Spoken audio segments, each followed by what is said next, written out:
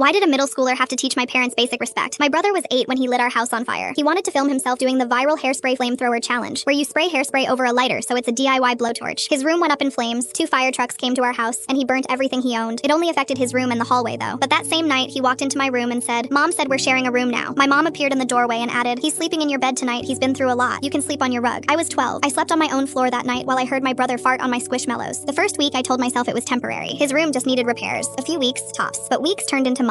Every time I asked when his room would be fixed, my parents had an excuse. "Money's tight. Suck it up, you two are fine." His room never got fixed. His room became my dad's home office. And my room, it became his. His gaming chair and PlayStation replaced my vanity. His LED strips covered my fairy lights. His posters went over mine. My stuff got boxed up and shoved in the closet like I was the guest. But the stuff wasn't even the worst part. It was him. Living with my brother is like living with a brain-rotted feral raccoon. He leaves food everywhere. I'm not talking a plate here and there. I'm talking half-eaten sandwiches under the bed that he'd find months later and eat it. Cereal bowls with milk that's turned solid. An apple core that he put behind my pillow that had been there so long it was growing fuzz. I gagged and threw it away. When I showed him, he laughed and said, "Yummy." He doesn't shower unless my mom forces him. He clips his toenails on my bed and doesn't clean them up. He burps and farts constantly and thinks it's peak comedy. One time he sneezed and didn't cover his mouth, and I watched particles land on my blanket. My blanket. I wanted to die. And the smell. God, the smell. My room used to smell like lavender Yankee candles. Now it smells like armpit and old Doritos no matter how many candles I light. I bought an air purifier with my own money. He unplugged it to charge his controller. But here's the part that really broke me. My parents made me responsible for it. When I would complain about his mess, they'd say, "If it bothers you so much, clean it. Stop nagging him. It's easier if you just do it. He's a boy. They're messy." So I became his maid. I cleaned his dishes. I picked up his clothes. I threw away his trash. I organized his stuff. And he never once acknowledged it. Not a thank you. He'd sit there gaming while I cleaned around him like I was invisible. I tried to escape. I slept on the couch. My parents said I can't sleep in the living room, guest room. They said I was being dramatic and put a lock on the door. I gave up. I told myself it's just a room, and I'm leaving for college in a few months eventually anyway. But that's a lie. It does matter. I haven't had a space that felt like mine in 5 years. I've been a guest in my own home, cleaning up after someone who burned his own room down and somehow came out on top. I'm 17 now. I've been crossing them off on a calendar I keep hidden in my closet. But last week, everything changed. My brother brought home his first girlfriend. She seemed sweet. They sat in the living room while my parents fawned over her. She asked to see his room. My brother tried to stall.